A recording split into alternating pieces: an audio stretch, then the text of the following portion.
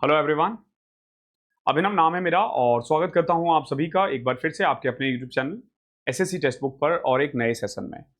आज का जो सेशन है ये पिछले कुछ दिनों से लगातार मुझसे क्वेश्चंस पूछा जा रहा था कि सर नॉर्मलाइजेशन इस बार कितना इफेक्ट करेगा और क्या है नया मेथड और पुराना मेथड क्या था, कैसे नया वाला मेथड पुराने वाले मेथड से बेटर है और इसका इम्पैक्ट कितना दिख सकता है, क्या चेंजेस आ सकते हैं आपका कट ऑफ वगैरह पे। मैं ना बेसिकली इस वीडियो में ना नॉर्मलाइजेशन में रहने वाला हूँ। बहुत बच्चों को नॉर्मलाइजेशन समझने में दिक्कत आती है क्योंकि टीयर 1 आपने दिया है और टीयर 2 की तैयारी कर रहे हो तो डाउट हमेशा रहता है कि कितना पढ़ना है, कितना नहीं पढ़ना है, क्या करना है, क्या नहीं करना है।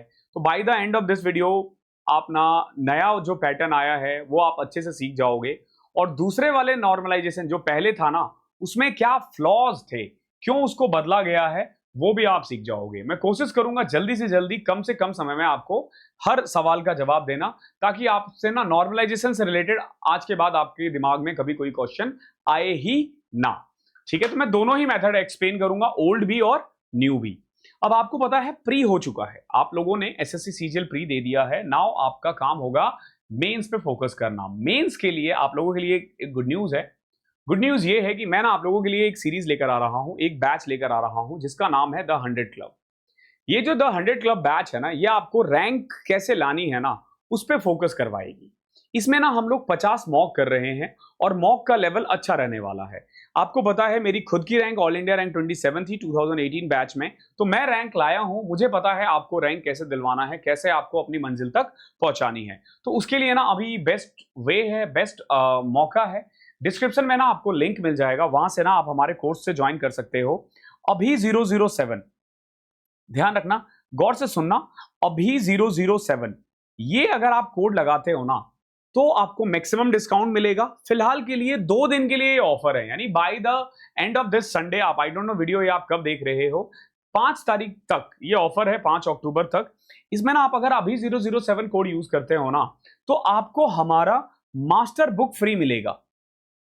एक मैथ्स की किताब इसमें आपको बिल्कुल फ्री ऑफ कॉस्ट मिलेगी। इवन अगर आप सोचो कि 329 रुपीज में 3 मंथ्स का सब्सक्रिप्शन है, अगर आप वो भी ले लेते हो तो आपको किताब फ्री मिलेगी। तो मतलब इसका कोई कॉस्ट ही नहीं है, बिल्कुल नॉमिनल प्राइस देना है और मेंस की तैयारी आपकी हो जाएगी।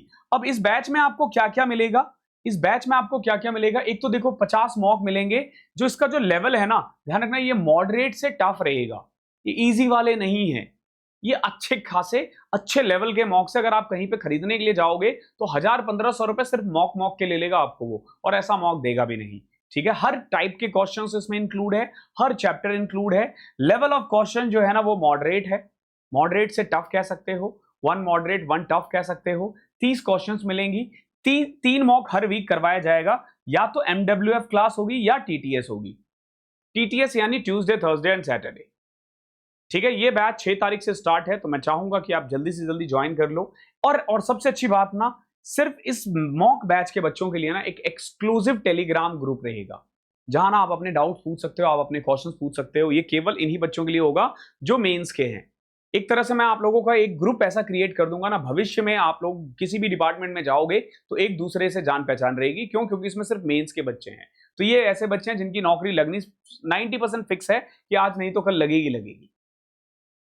एक दूसरे से पूछ सकते हो। ये उन बच्चों का ग्रुप होगा जिन्होंने प्री निकाला हुआ है और टाइम कम है, 6 तारीख से बैच स्टार्ट है, तो मैं बोलूंगा जल्दी से जल्दी स्टार्ट ज्वाइन कर लो। अब आ जाते हैं अपने टॉपिक पे।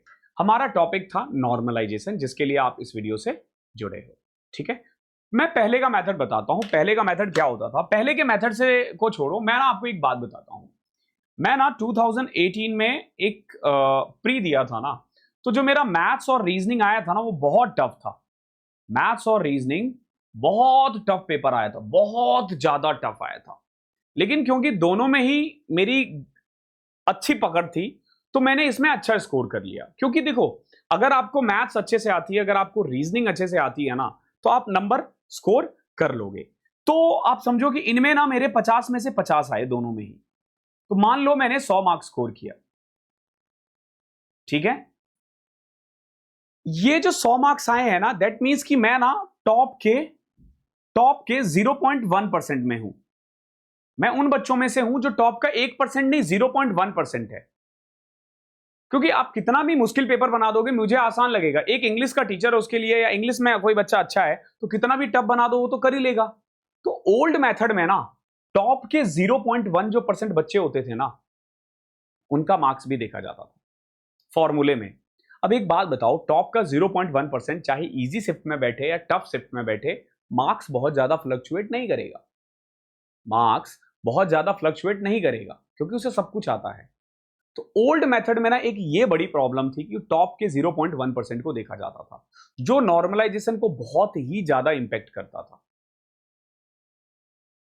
ठीक है, पहले क्या देखा जाता था कि इजी शिफ्ट कौन सा है, टफ शिफ्ट कौन सा है, तो इजीएस्ट शिफ्ट उठाया जाता था, उसके टॉप 0.1% ने कितने स्कोर किया है, फिर उसके बाद जो जितने भी टफ है उसके 0.1% मार्क्स को कंपेयर करके नॉर्मलाइजेशन कर दिया जाता था, जो एक्चुअली में बहुत ज्यादा प्रैक्टिकली फिजिबल नहीं है।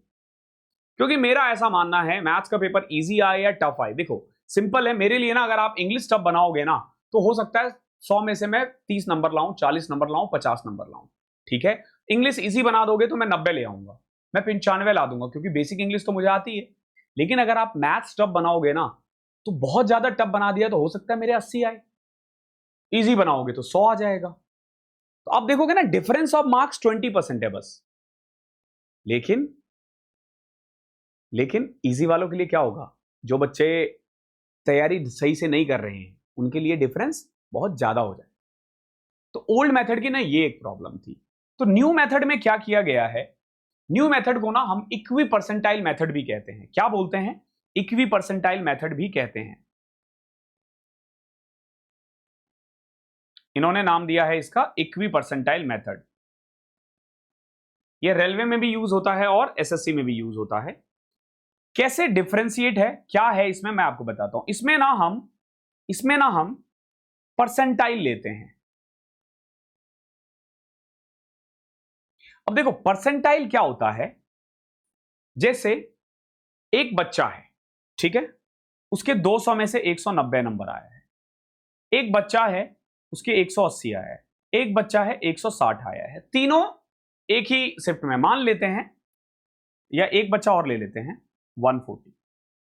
अब आप देखोगे चार ही बच्चे हैं, चार बच्चे ने एग्जाम दिया, एक के स्कोर आए हैं 190 आउट ऑफ 200, एक क्या है 180 आउट ऑफ 200, एक का है 160 आउट ऑफ 200, एक का है 140 आउट ऑफ 200। अब मुझे अगर इनका परसेंटाइल दिखाना हो तो देखो कैसे होगा। ये 190 नंबर लाया है 200 में से, एक बात बताओ इससे नीचे कितने बच्चे हैं, या यूं समझो कि इससे ऊपर कितने बच्चे हैं। आप बोलोगे सर इससे ऊपर कोई है ही नहीं। अगर इससे ऊपर कोई नहीं है ना, दैट मीन्स कि ये है 100 परसेंटाइल। या तो इसके बराबर है बच्चे या इससे नीचे है। तो कितने बच्चे इससे नीचे है, तो आप बोलोगे सर 100% बच्चे इससे नीचे है या इसके बराबर है। जो दूसरा बंदा है ना उससे नीचे है 75% बच्चे। आप बोलोगे सर बच्चे तो दो ही है इससे नीचे, अरे वो खुद भी तो है ना, इक्वल या नीचे सेम। इसका कितना आएगा 50% आई और इसका आएगा 25% आई। क्लियर है, ये मान लेते हैं शिफ्ट ए है, ये क्या है शिफ्ट ए है। अब एक और शिफ्ट हुआ शिफ्ट बी। अब शिफ्ट बी में भी मान के चलो चार ही बच्चे गए, यहां ए बी सी डी थे, यहां मान लेते हैं पी क्यू आर एस है। पी के आए हैं 170, क्यू के आए हैं 160, आर के आए हैं मान लो 158 और एस के आए हैं 140। अब आप देखोगे पी का भी 100 परसेंटाइल है, क्यू का भी 75 परसेंटाइल है, इसका 50 परसेंटाइल है और इसका एस का कितना है 25 परसेंटाइल है। ओके, समझो शिफ्ट ए में टॉप करने के लिए आपको 190 नंबर ला चाहिए और शिफ्ट बी में 170। सेकेंड नंबर के लिए आपको 180 चाहिए इसमें और इसमें 160 चाहिए। इसमें देखो थर्ड 160 आया है जबकि इसमें थर्ड 158 आया है। तो अब देखो नॉर्मलाइजेशन कैसे किया जाएगा, पी और ए को मार्क्स दे दिया जाएगा। देखो इसके 190 है 100 परसेंटाइल, इसके 170 है तो इसका एवरेज 180। पी और ए को मिलेगा 180, यानी एक को 10 मार्क्स बढ़ा, एक का 10 मार्क्स घटा। अब देखो क्यू और बी के कितने मार्क्स होंगे, क्यू को मिला है, देखो यहां बी को मिला था 180, ये ए बी सी डी है, 180 और 160, इसका एवरेज 170 है। तो आप देखोगे क्यू के भी 10 मार्क्स बढ़े हैं और बी के 10 मार्क्स घटे हैं। अब यहां देखो, जब बात करोगे सी और आर का ना, 158 और 160 का डिफरेंस कितना है, आर और सी। 150 और 160 का एवरेज कितना होता है, 159। अब आप देखो कितनी प्रॉब्लम है, यहां प्रॉब्लम आ जाता है। नॉर्मलाइजेशन में ऐसा नहीं है कि सब कुछ अच्छा है, यहां प्रॉब्लम यह हुआ है कि ये भाई साहब 158 लाके 50% आए हैं, यानी इसका 158 से 159 होगा, केवल एक नंबर बढ़ा, लेकिन 160 वाले का 170 हो गया। समझ रहे हो? यानी 2 नंबर और ले आता ना तो उसके 11 नंबर बढ़ जाते, इसका 1 नंबर घट जाएगा। सेम एज 140 है तो एस और आर का, एस और डी का वही नंबर रहेगा 140। अब हर एक परसेंटाइल पे ये डिसाइड करते हैं, मतलब ये ऐसे ही करेंगे, हर एक परसेंटाइल पे 100 पे कंपेयर करेंगे, 90 पे कंपेयर करेंगे, ठीक है, 80 पे कंपेयर करेंगे। तो मार्क्स जरूरी नहीं है सबका बराबर फ्लक्चुएट होगी, सबके 12 नंबर बढ़ जाएंगे, ना ना ना ना, ऐसा नहीं होगा। ये होगा, ये इस मेथड का ना सबसे बड़ा फ्लॉ है जो अब तक आपको किसी ने नहीं बताया। आपने अभी तक क्या पढ़ा है, आपने ये पढ़ा है कि भाई शिफ्ट ए है, शिफ्ट ए में रॉ स्कोर 140 है, शिफ्ट बी में 145 है, शिफ्ट सी में 150 है, तीनों के परसेंटाइल 90% है, तीनों के परसेंटाइल 90 परसेंटाइल है, तो तीनों शिफ्ट का एवरेज लेंगे 145, तो इसका 5 मार्क्स बढ़ा देगा, इसको कुछ नहीं मिलेगा, और इसको 5 मार्क्स घटा देगा, यानी सबके 145 नंबर आए। ठीक है, लेकिन प्रॉब्लम कहां अराइज होगा, प्रॉब्लम यहां अराइज होगा जब आप सोचो कि हो सकता है कि एक बच्चा बहुत ब्रिलियंट हो, ए बहुत ब्रिलियंट है, पी से, ए पी से बहुत ब्रिलियंट है, लेकिन नंबर दोनों के बराबर है, जबकि यहां डिफरेंस देखोगे 170 190 है। तो ये प्रॉब्लम है। बट क्या पुराना वाला मेथड ज्यादा अच्छा था? ना, पुराना वाला मेथड वर्स्ट था। जो पहले वाला मेथड था ना, वो बहुत ही बेकार था। ये वाला मेथड फार बेटर है। इस वाले मेथड की खासियत क्या है, देखो, खासियत कह लो, फ्लॉस कह लो, कोई भी जो रूल्स होते हैं ना वो फेयर नहीं बनता। ध्यान रखना, वो किसी चीज के लिए, बहुत बंदों के लिए फेयर होगा, बहुत के लिए अनफेयर होगा। अभी क्या होगा, मैं जहां तक मुझे लगता है, मान लो 1000 वैकेंसी है, मान के चलो, और 10 शिफ्ट में एग्जाम हुआ है, तो हर शिफ्ट से 100 100 100 100 100 ऐसे बच्चे लिए जाएंगे। जैसे प्री में अगर मुझे 1000 बंदे चाहिए तो हर से 100 100 100, अब उसके अकॉर्डिंग परसेंटाइल फिक्स कर दिया जाएगा, परसेंटाइल फिक्स कर दिया जाएगा। अब एक और चीज है, क्लैरिटी, कि भाई हर शिफ्ट से बराबर तो ले रहे हो, क्या जरूरी है कि इस शिफ्ट में जितने बच्चे हैं बी में भी उतने ही शिफ्ट हो, या सी में भी उतना ही हो, डी में भी उतना ही हो? जरूरी नहीं है ना। तो एक ये चीज है जो क्लियर नहीं हो रहा है कि उन्होंने, वो क्या हर शिफ्ट को बराबर काउंट करेंगे या वो बच्चे को काउंट करेंगे। फॉर एग्जांपल, एक शिफ्ट में 200 बच्चे आए हैं, इस शिफ्ट में केवल 50 बच्चे आए हैं, तो भाई इस शिफ्ट से 4 गुना ज्यादा बच्चा लेना चाहिए। इससे क्या होगा, सब बराबर हो जाएगा। हाँ, हो सकता है कि इस 100 में 50 के, ये 50 में 50 के 50 इंटेलिजेंट बच्चे हो, 50 के 50 इंटेलिजेंट बच्चे हो, लेकिन फर्क नहीं पड़ता, उनको नुकसान हो जाएगा। रेलवे में कैसे होता है, बहुत बच्चे रेलवे में ढूंढते रहते हैं, तो रेलवे में क्या होता है, रेलवे में ना जो इजीएस्ट है ना, जैसे 140 है सबके, 140 145 150 बराबर है ना, तो इसका भी 10 मार्क्स बढ़ा देंगे, इसको 5 मार्क्स बढ़ा देंगे, और इसको एक भी मार्क्स नहीं बढ़ाएंगे। तो रेलवे में यही चीज सबको 150 150 और 150 मिलेगा। ठीक है, तो इस तरीके से नॉर्मलाइजेशन काम करेगा। बट मैं आपको बता देता हूं, जो पिछला वाला मेथड है ना, उससे बहुत ज्यादा साइंटिफिक है न्यू मेथड, बहुत ज्यादा साइंटिफिक मेथड है। ओके, तो आई होप आपका जो डाउट्स है वो क्लियर हो गया होगा। बाकी आप लोगों के लिए, जो भी मेंस के बच्चे हैं उनके लिए 50 मॉक टेस्ट का बैच है, आप बिल्कुल भी उदास नहीं होगे इसे लेने के बाद। इसे करने के बाद ना, ये जो 50 मॉक है ना, 1500 क्वेश्चंस, ये हाई लेवल के हैं, ये इजी नहीं है। पहली 2 क्लासेस फ्री है, ले सकते हो फ्री में, लेकिन ध्यान रखना तब तक ये ऑफर चले जाएगा। तो अगर कोई बच्चा पहले देख रहा है तो फायदा उठाओ, जो बाद में देख रहा है आपके पास 2 फ्री, जब आप बैच पे जाओगे, एसएससी टेक्स्ट बुक पे सर्च करोगे द 100 क्लब, इस बैच का नाम हमने रखा है द 100 क्लब।